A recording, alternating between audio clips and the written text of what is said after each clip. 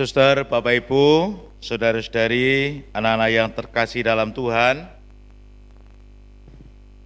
salah satu konsekuensi dari kita dilahirkan di dunia ini oleh Tuhan sendiri adalah kita diberikan talenta. Setiap dari kita mendapat talenta.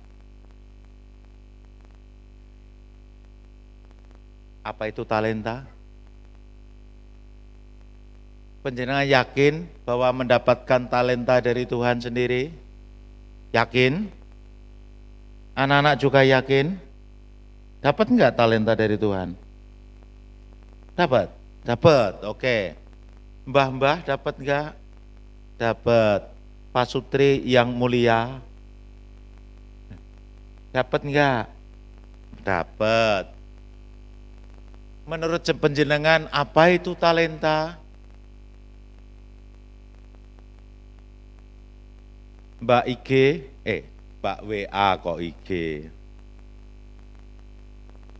Karunia yang diberikan Tuhan kepada kita. Oke. Putri Wahono.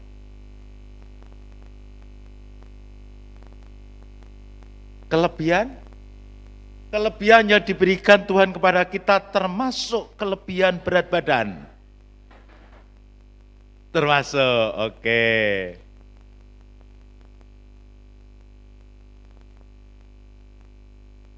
Ibu seksi keluarga,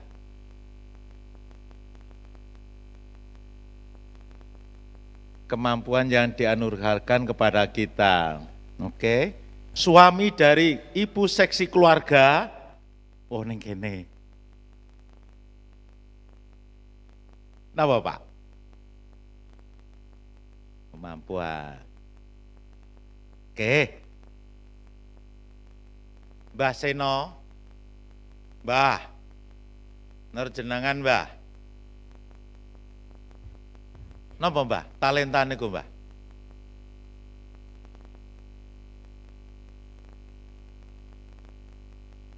Bisa Pak Sat bisa membantu memperdengarkan ke saya dari apa yang dikatakan Mbak Sino? Napa wau? Enggak dengar. Dipun wangsuli Mbah. Talenta menurut jenengan napa Mbah?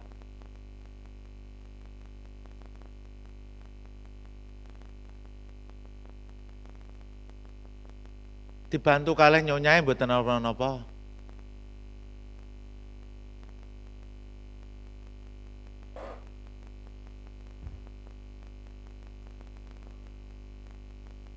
Sakit. Oh, berkat Tuhan. Oke, baik. Bapak Ibu Saudara yang terkasih, tentu ketika kita mendengar kata talenta, ada begitu banyak yang bisa kita ungkapkan. Entah itu berkat, anugerah, kelebihan, menarik banget kata kelebihan, rahmat, berkat, kemampuan, dan lain sebagainya. Mungkin juga ada yang mengatakan potensi, bakat, dan lain sebagainya. Bapak Ibu Saudara terkasih, tentu tidak salah. Tentu tidak salah. Namun tentunya tidak cukup kalau kita hanya mengartikan bahwa talenta sebatas itu.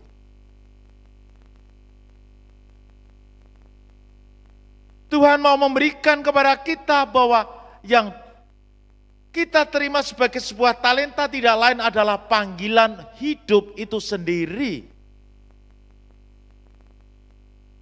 Bahwa setiap dari kita mendapatkan panggilan hidup.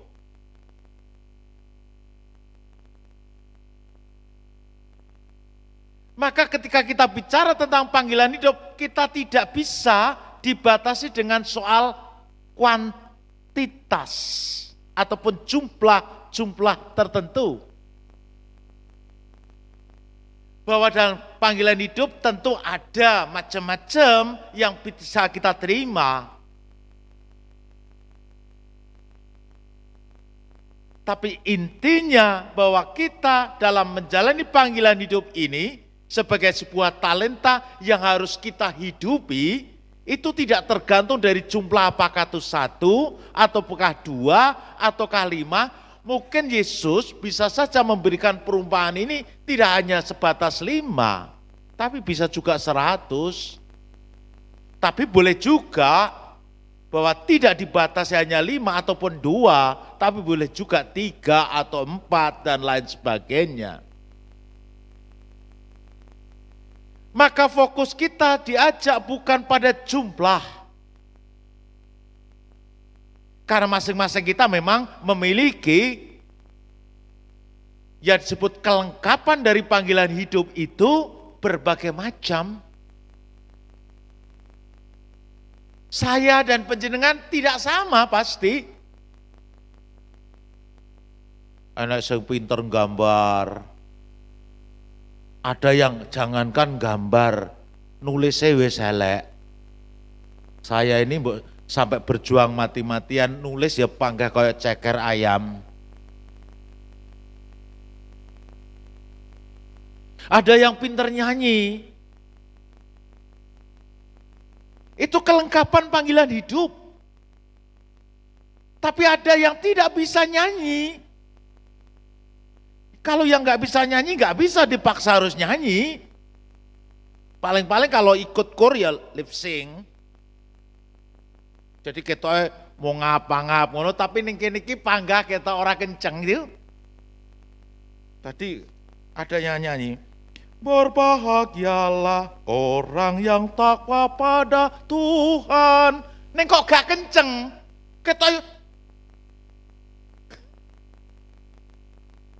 Ayo tadi yang gak nyanyi siapa? Ngacung. Pasti. Nah pinter le.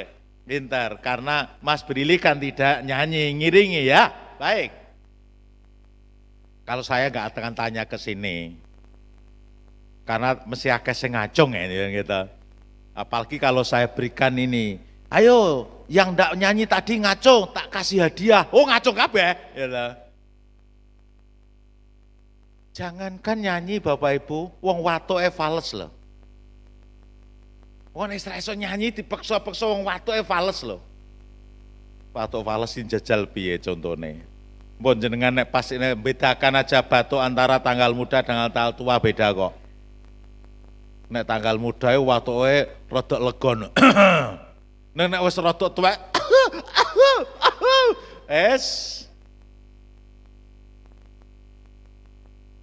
Maka dari itu Tuhan ingin mengajak kepada kita bahwa talenta tidak lain adalah panggilan untuk hidup itu sendiri, mengembangkan kehidupan yang ada yang dianugerahkan kepada kita.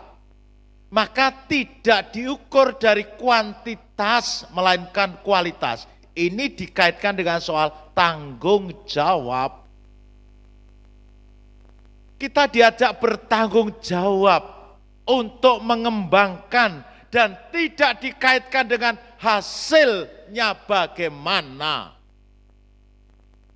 Maka tadi dalam bacaan pertama bagaimana kita diajak oleh kitab Amsal bahwa kualitas hidup itu tidak tergantung dari soal kemolekan atau tidak. Hei ibu-ibu, kualitas hidup itu sejauh mana engkau sungguh-sungguh bekerja dengan tanganmu, dengan sekuat tenagamu untuk mendapatkan sesuatu.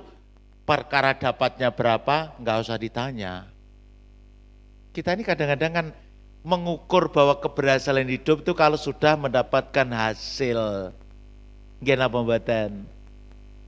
Istriku ini betul-betul hebat kalau hasilnya begini. Suamiku itu betul-betul hebat kalau hasilnya begini. Tidak.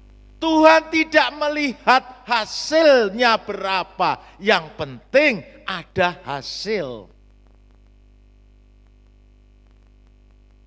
Maka tidak penting apakah hasilnya 5 ataupun 2. Enggak penting bagi Tuhan. Yang penting ada hasil. Maka tanggung jawab tidak lain adalah bagaimana saya melaksanakan apa yang sudah saya sanggupi itu untuk menjalani panggilan hidupku. aku sebagai istri menjalankan hidupku sebagai istri. Aku sudah mengupayakan supaya suamiku bahagia. Aku sudah mengupayakan supaya hidupku berarti bagi suami dan anak-anak. Ternyata bola-balik suamiku merengut, itu bukan urusanku. Mungkin karena sejak awal mula suami saya selalu sakit gigi.